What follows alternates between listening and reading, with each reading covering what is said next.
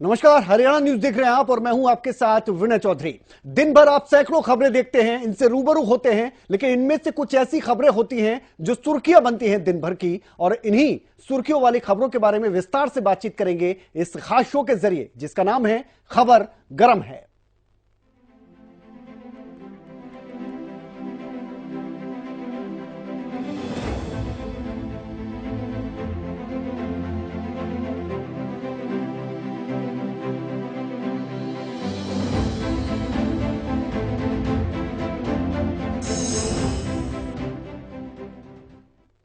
तो संसद का शीतकालीन सत्र इस बार हंगामे की भेंट चढ़ गया। एक तरफ भारतीय जनता पार्टी की तरफ से प्रदर्शन किया गया सदन के बाहर, तो सदन के बाहर रोष मार्च विपक्षी सांसदों ने भी निकाला। संसद के दोनों सदनों में हंगामे के दौर लगातार जारी हैं। तो वहीं एक तरफ संसद सुरक्षा चूक मामले को लेकर सदन के अंदर और विपक्षी सांसदों का हंगामा है, तो सांसदों के निलंबन के खिलाफ सदन के बाहर भी प्रदर्शन का दौर है। उपराष्ट्रपति जगदीप धनखड़ की मिमिक्री मामले को लेकर बीजेपी सांसद भी हावी हो गए हैं। उपराष्ट्रपति और राज्यसभा के सभापति जगदीप धनखड़ का कथित तौर पर अपमान करने को लेकर जंतर मंतर पर टीएमसी सांसद कल्याण बनर्जी और साथ ही कांग्रेस सांसद राहुल गांधी के खिलाफ बीजेपी ने विरोध प्रदर्शन किया है। इस देश में हर सांसद की सुरक्षा महत्वपूर्ण है। जिन लोगों ने 13 दिसंबर 2001 की, जहां कई जवान शहीद हुए, जहां कई कर्मचारी शहीद हुए, उसी दिन को चुनते हुए 2023 में हमला करते हैं, उनका अगर कोई सहानुभूति रखता है, राहुल गांधी रखते हो या टीएमसी रखती हो या अलायंस रखता है, वो संसद का अपमान भी कर रहे हैं। दूसरी तरफ सांसदों के निलंबन और संसद की सुरक्षा में चूक मुद्दे को लेकर विपक्ष सरकार पर हमलावर है। विपक्षी गठबंधन इंडिया के सांसदों ने संसद भवन से विजय चौक तक पैदल मार्च निकाला। कांग्रेस के राष्ट्रीय अध्यक्ष मल्लिकार्जुन खड़गे ने कहा है कि ये प्रदर्शन सरकार के खिलाफ है और सरकार पीएम मोदी और सदन के मुखिया नहीं चाहते हैं कि सदन चले। हम चुने हुए सदस्य हैं और लोगों की भावनाओं को संसद में बताना सांसदों का कर्तव्य होता है, जो हम अपना निभा रहे हैं। आज हम जो ये प्रोटेस्ट कर रहे हैं, ये प्रोटेस्ट सरकार के खिलाफ ये आंदोलन है। सरकार ये नहीं चाहती, मोदी जी ये नहीं चाहते और सदन के मुखिया है वो भी नहीं चाहते कि सदन चले। लेकिन मैं माफी चाहता हूं कि जो चेयरमैन साहब ने एक मुद्दा उठाकर हम सारे संसद को उन्होंने एक तरीके से जातिवाद पर लाया है। खड़गे ने कहा कि सुरक्षा में उल्लंघन कैसे हुआ, ये इसके लिए कौन जिम्मेदार है, इसके बारे में आपको सदन को बताना चाहिए। अगर आप सदन में नहीं बोलेंगे तो कहां बोलेंगे। लेकिन ये दुर्भाग्यवश है कि अमित शाह और प्रधानमंत्री मोदी भी वहां नहीं आए। वे वाराणसी में बात करते हैं, अहमदाबाद में बात करते हैं, रेडियो और टीवी पर बात करते हैं, लेकिन सदन में बात नहीं करते।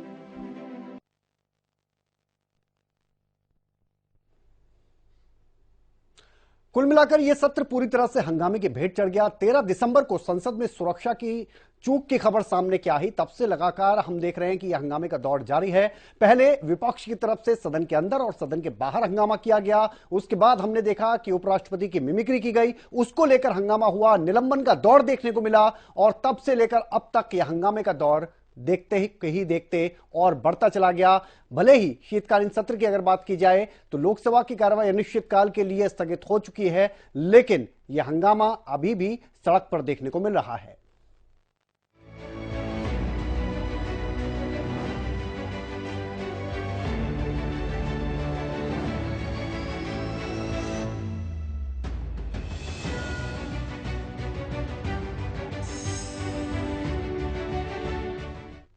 तो उपराष्ट्रपति की मिमिक्री करने का जो मसला है वो अब सड़क तक आ चुका है। भारतीय जनता पार्टी की तरफ से लगातार पूरे देश में प्रदर्शन किया जा रहा है और विपक्ष को, और खास तौर पर टीएमसी के जो सांसद जिन्होंने मिमिक्री की थी, उनको निशाने पर लिया जा रहा है। उपराष्ट्रपति जगदीप धनखड़ की मिमिक्री के मामले पर अब राजनीति गर्मा गई है। पूरे देश में बीजेपी कार्यकर्ता सड़क पर उतर कर प्रदर्शन कर रहे हैं। हरियाणा में भी अलग अलग जगहों पर बीजेपी का प्रदर्शन देखने को मिला है। हाल में जगदीप धनखड़ की मिमिक्री करने को लेकर विरोध प्रदर्शन किया गया और टीएमसी सांसद कल्याण बनर्जी कांग्रेस का पुतला फूंका गया। बीजेपी कार्यकर्ताओं की मांग है कि इस मामले में जो कड़ी से कड़ी सजा मिल सकती है वो मिलनी चाहिए और इन नेताओं को बर्खास्त करना चाहिए। तो वहीं बहादुरगढ़ में भी बीजेपी कार्यकर्ताओं ने कल्याण बनर्जी का पुतला दहन किया। बहादुरगढ़ के लाल चौक पर बीजेपी ने प्रदर्शन कर टीएमसी सांसद के खिलाफ जमकर नारेबाजी की। साथ ही मिमिक्री विवाद का वीडियो बनाने वाले राहुल गांधी के खिलाफ भी नारेबाजी हुई है। इसके अलावा गोहाना में उपराष्ट्रपति जगदीप धनखड़ के समर्थन में बीजेपी की जिला इकाई ने अंबेडकर चौक पर राहुल गांधी का पुतला दहन किया। टीएमसी सांसद कल्याण बनर्जी की तरफ से उपराष्ट्रपति की मिमिक्री की गई, जिसका वीडियो राहुल गांधी की तरफ से बनाया गया। बीजेपी कार्यकर्ताओं ने मांग करते हुए कहा है कि विपक्ष को इस पूरे मामले को लेकर भारत देश के सामने आकर माफी मांगनी चाहिए। तो वहीं सदस्यता रद्द करने की मांग भी बीजेपी की तरफ से उठाई गई है। दरअसल भारतीय जनता पार्टी के दिग्गज नेताओं की तरफ से यह कहा जा रहा है कि कांग्रेस पार्टी और जो ये गठबंधन की विपक्षी पार्टियां हैं सभी ने अपमान करने के लिए किसी को नहीं छोड़ा है। आदिवासी और साधारण परिवार से आने वाले भारत के राष्ट्रपति का जो रंग था उसे लेकर मजाक इन लोगों ने उड़ाया। उन्हें राष्ट्रपत्नी जैसे शब्दों को लेकर भी बहुत ज्यादा सवाल उठने लगे थे। विपक्ष की तरफ से वोट ना मिलने को लेकर भी भारतीय जनता पार्टी ने सवाल उठाए और अब राष्ट्रपति उपराष्ट्रपति पर निकलते हुए इस तरह के शब्दों को लेकर भी लगातार भारतीय जनता पार्टी सवाल उठा रही है। और यही वजह है कि न केवल हरियाणा बल्कि पूरे देश के अलग अलग राज्यों में भारतीय जनता पार्टी के कार्यकर्ताओं ने इस तरह का प्रदर्शन किया।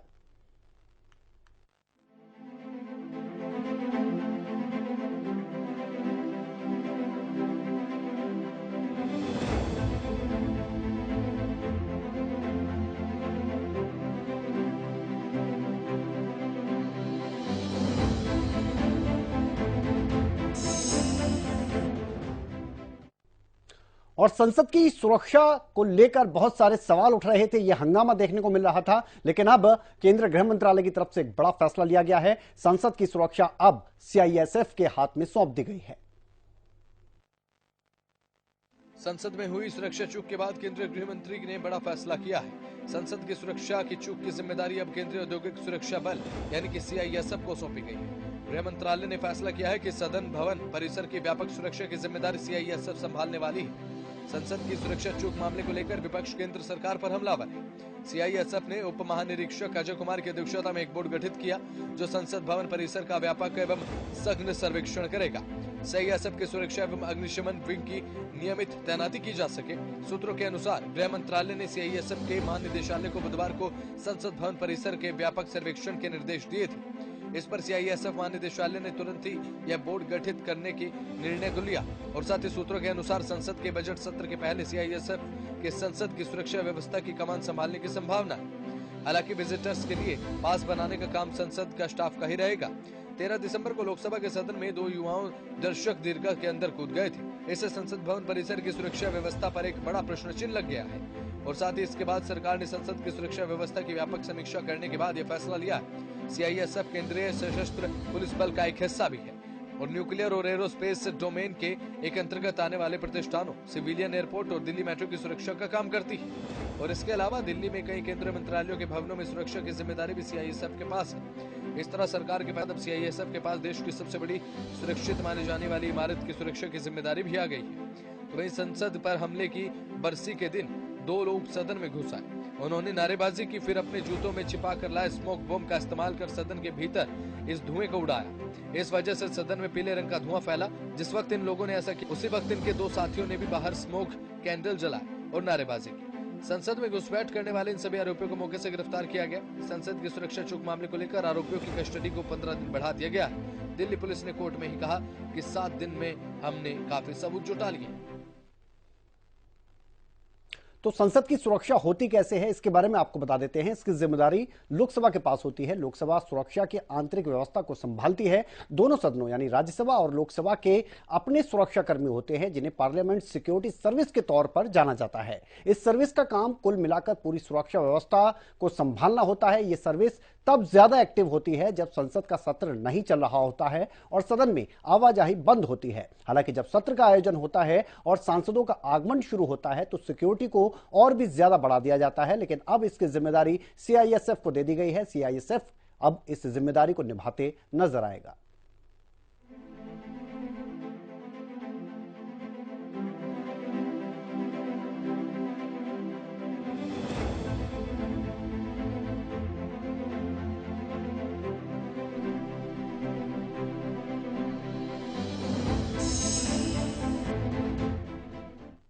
और ब्रजभूषण शरण के करीबी माने जाने वाले संजय सिंह को रेसलिंग फेडरेशन का अध्यक्ष चुन लिया गया है। इसे लेकर जिन खिलाड़ियों ने आंदोलन किया था, जिन्होंने प्रदर्शन किया था, उन्होंने गहरी नाराजगी जाहिर की है। साक्षी मलिक ने तो कुश्ती छोड़ने का ही ऐलान कर दिया। बीजेपी के सांसद ब्रजभूषण सिंह के करीबी संजय सिंह भारतीय कुश्ती महासंघ के अध्यक्ष चुने गए हैं। संजय सिंह का मुकाबला राष्ट्रमंडल खेलों की स्वर्ण पदक विजेता अनीता शिवरान से था। इन्हें प्रदर्शनकारी पहलवानों का समर्थन हासिल था। संजय सिंह 2008 में वाराणसी कुश्ती संघ के जिला अध्यक्ष बने थे। 2009 में उत्तर प्रदेश कुश्ती संघ बना तो ब्रजभूषण शरण सिंह प्रदेश अध्यक्ष और संजय सिंह उपाध्यक्ष बने थे। चुनाव जीतने के बाद संजय सिंह ने कहा कि अब राष्ट्रीय शिविर आयोजित किए जाएंगे। जो पहलवान राजनीति करना चाहते हैं वे राजनीति कर सकते हैं, जो कुश्ती करना चाहते हैं वे कुश्ती करेंगे। आगे बच्चों का नेशनल किया जाएगा, साल नहीं नुकसान होने दिया जाएगा। ओलंपिक किया रहा, बच्चों की तैयारी की जाएगी, कैंप लगाया जाएगा, नेशनल कराया जाएगा।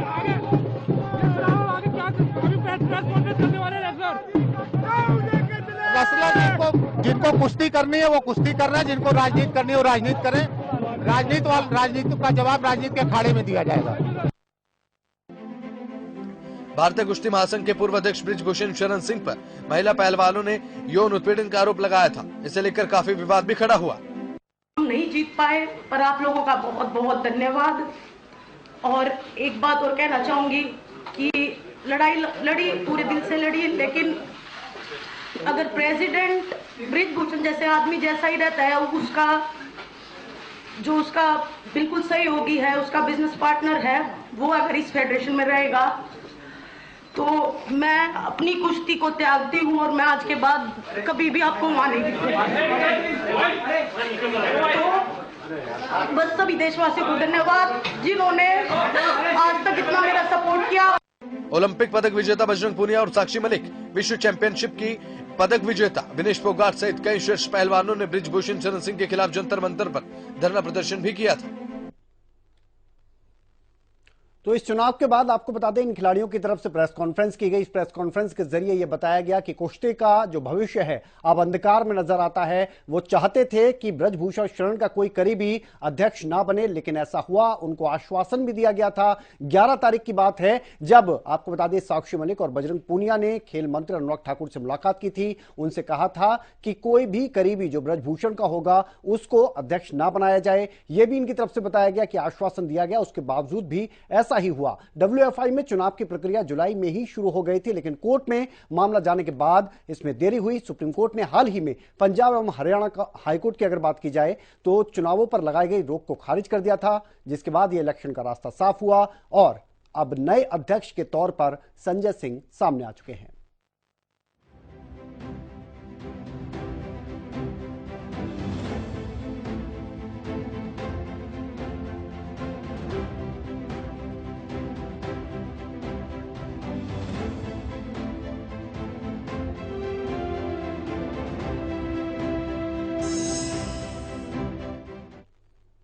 और अब बात करते हैं कोरोना के नए वेरिएंट की। तो इस वेरिएंट के नए केस जो सामने आए हैं देश के अंदर, उसके बाद अलग अलग राज्यों को भी अलर्ट कर दिया गया है। जो गाइडलाइन कोरोना की थी उन्हें अपनाने की अपील की जा रही है।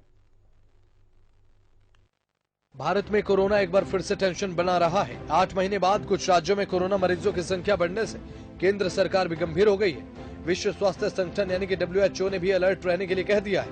गाइडलाइंस में कहा गया है कि कोरोना के नए वेरिएंट JN.1 से खतरा तो नहीं, लेकिन भीड़ में मास्क जरूर पहने, भीड़ भाड़ वाली जगह पर जाने से बचें। देश में JN.1 के 3 राज्यों में अब तक 21 केस सामने आए हैं। कोरोना के एक्टिव केसों की संख्या अब 2669 हो गई है। हाल ही में जिन राज्यों में कोरोना मरीज मिल रहे हैं उनमें केरल, कर्नाटक, तमिलनाडु, महाराष्ट्र, गोवा का नाम शामिल है। एक दिन पहले राजस्थान में भी 2 मरीज पाए गए थे। गुजरात में भी 13 एक्टिव मरीज हैं। इससे पहले बुधवार को देश में एक दिन में 614 नए कोरोना वायरस के मरीज पाए गए थे। ये 21 मई के बाद सबसे ज्यादा संख्या बताई गई थी। तो वहीं अब केंद्रीय स्वास्थ्य सचिव सुधांशु पंत का कहना है कि भले ही केस बढ़ रहे हैं, लेकिन 92.8% मामले होम आइसोलेशन में हैं, जो हल्की बीमारी का संकेत है। अस्पताल में भर्ती होने के रेट में कोई वृद्धि नहीं देखी गई। केरल, महाराष्ट्र, झारखंड और कर्नाटक जैसे कुछ राज्यों में डेली पॉजिटिविटी रेट में वृद्धि देखी गई। सभी मामले हल्के पाए गए, बिना किसी जटिलता के मरीज ठीक हो गए हैं। और केंद्रीय स्वास्थ्य मंत्रालय के आंकड़ों के अनुसार बात करें तो देश में गुरुवार को पिछले 24 घंटे में 358 नए मामले हैं। कोविड-19 केसों में लगातार वृद्धि देखी जा रही है। कोविड के सब वेरिएंट JN.1 की वजह से मरीजों की संख्या बढ़ चुकी है। JN.1 का पहला मरीज केरल में पाया गया था। WHO ने बुधवार को कोरोना को वेरिएंट ऑफ इंटरेस्ट के रूप में वर्गीकृत किया। गाइडलाइंस में कहा गया कि भीड़ भाड़ वाले या बंद स्थान या फिर दूषित हवा वाले इलाकों में मास्क जरूर लगाएं। सोशल डिस्टेंसिंग को भी आदत में डालें, ये जरूरी भी है। कोरोना के नए वेरिएंट JN.1 के मरीज अब बढ़ने के बाद कर्नाटक, केरल, तमिलनाडु में गाइडलाइंस जारी कर दी गई और केंद्र सरकार का भी कहना है कि ज्यादा घबराने की कोई जरूरत नहीं है। राज्य सरकारों के साथ साथ अब कोरोना की तैयारियों को लेकर समीक्षा भी की गई। हर जरूरी मदद पहुंचाई जाएगी। किसी तरह के प्रतिबंध या निगरानी बढ़ाने जैसे हालात नहीं है।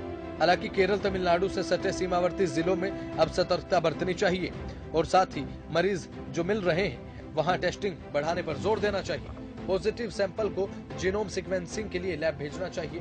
मॉक ड्रिल करके तैयारियां भी परखते रहना चाहिए। एक्सपर्ट्स ने मास्क का उपयोग, हाथ की स्वच्छता बनाए रखना और सामाजिक दूरी बनाए रखना, भीड़ भाड़ वाले या फिर खराब हवादार क्षेत्रों से बचना और खांसी होने पर दूरी बनाकर रखने की अपील की है।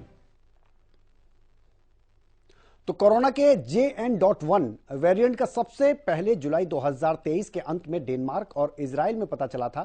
सितंबर 2023 में अमेरिका से एक केस सामने आया था। दिसंबर के पहले हफ्ते की अगर बात की जाए तो यूएस में इस वेरिएंट के कई मरीज ऐसे देखने को मिले जो कि ज्यादा परेशान नजर आ रहे थे। एक्सपर्ट्स का कहना है कि JN.1 कोविड वेरिएंट का उभरना और देश में 21 मामले सामने आना ना तो आश्चर्यजनक है और ना ही विशेष रूप से इस पर चिंता करने की जरूरत है। वैज्ञानिकों ने डर को दूर करते हुए मौजूदा एहतियाती जो उपाय हैं उनको अपनाने की अपील की है और साथ ही मास्क लगाने की भी अपील की जा रही है।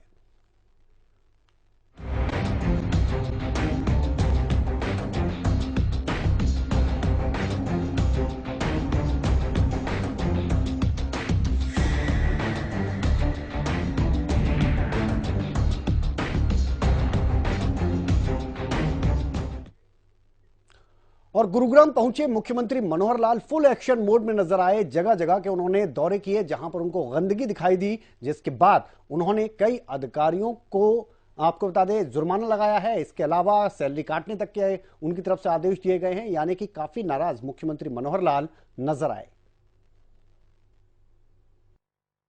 एवर सिटी गुरुग्राम हरियाणा की सबसे हाईफाई कही जाने वाली ये सिटी, बड़ी बड़ी बिल्डिंगें, चमचमाती सड़कें और फर्राटे से दौड़ती यहाँ की जिंदगी, इसका श्रेय हरियाणा की मनोहर सरकार को जाता है। लेकिन एक दूसरा पहलू भी है जो कि ये दिखाता है कि कितने भी प्रयास क्यों ना हो, लेकिन लापरवाह अधिकारी या कर्मचारी अपना रवैया छोड़ते नहीं।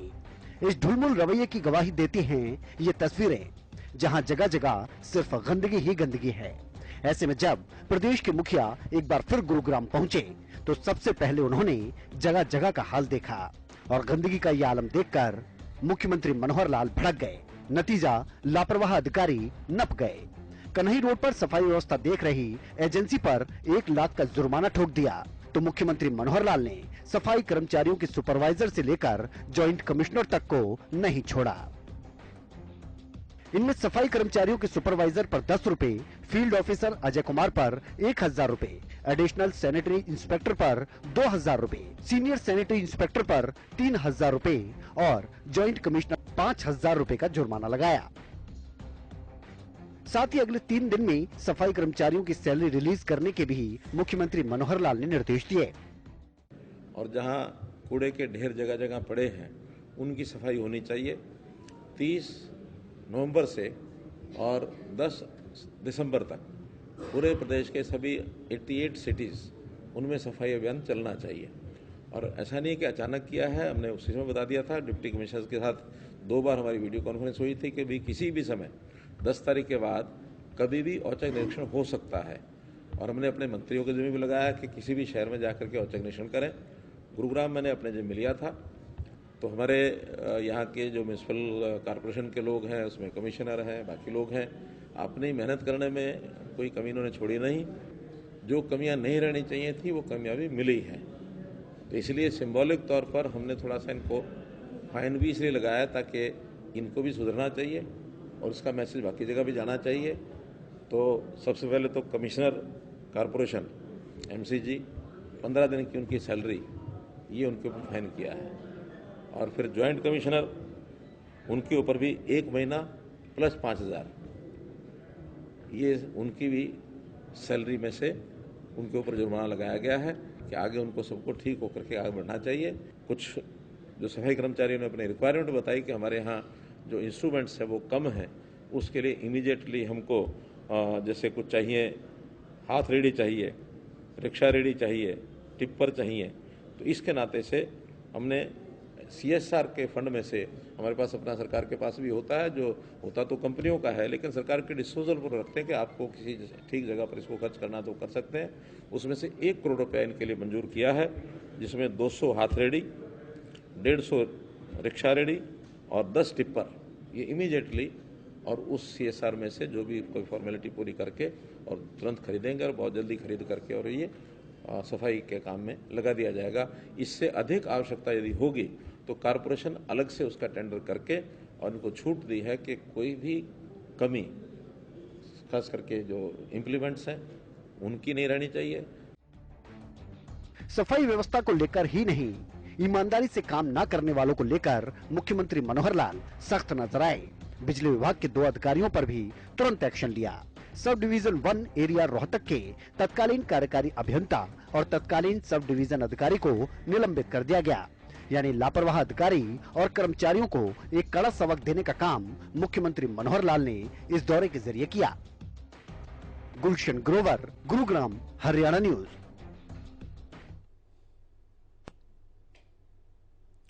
तो मुख्यमंत्री मनोहर लाल ने इस दौरान सफाई कर्मचारियों से बातचीत की। सफाई कर्मियों ने उनसे कहा कि स्वच्छता संबंधी उपकरण काफी कम हैं और मुख्यमंत्री ने गुरुग्राम के लिए CSR फंड से 1 करोड़ रुपए इन उपकरणों के लिए देने के लिए तुरंत ही घोषणा कर दी। मुख्यमंत्री ने कहा कि सफाई व्यवस्था पूरी तरह से चाक चौबंद रहनी चाहिए, इसमें किसी भी तरह की लापरवाही बर्दाश्त कतई नहीं की जाएगी।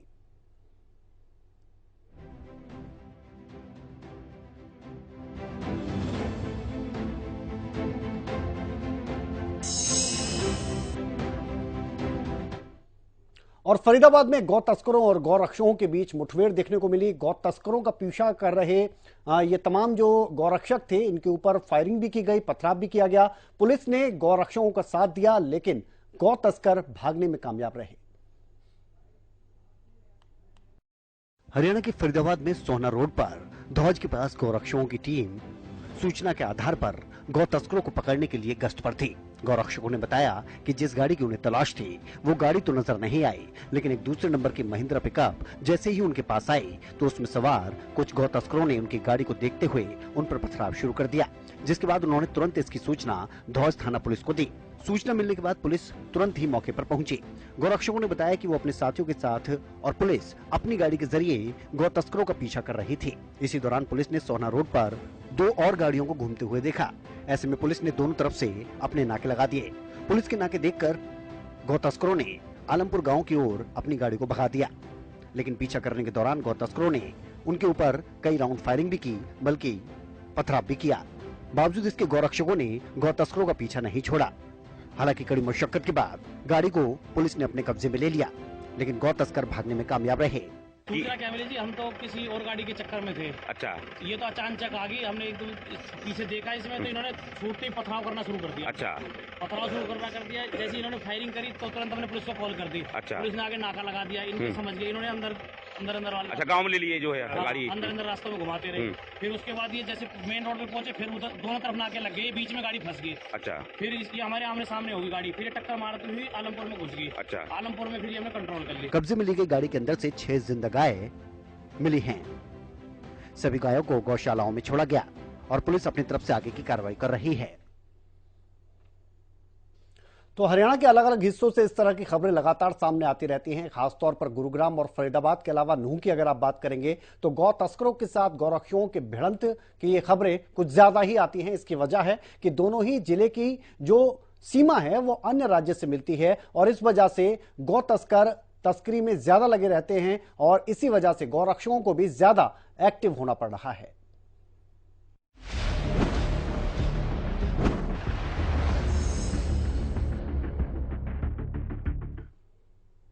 तो ये दिन भर की वो तमाम खबरें रही जो सुर्खियों के तौर पर छाई रही। फिलहाल इस खास शो में इतना ही। आप बने रहिए हरियाणा न्यूज के साथ। नमस्कार।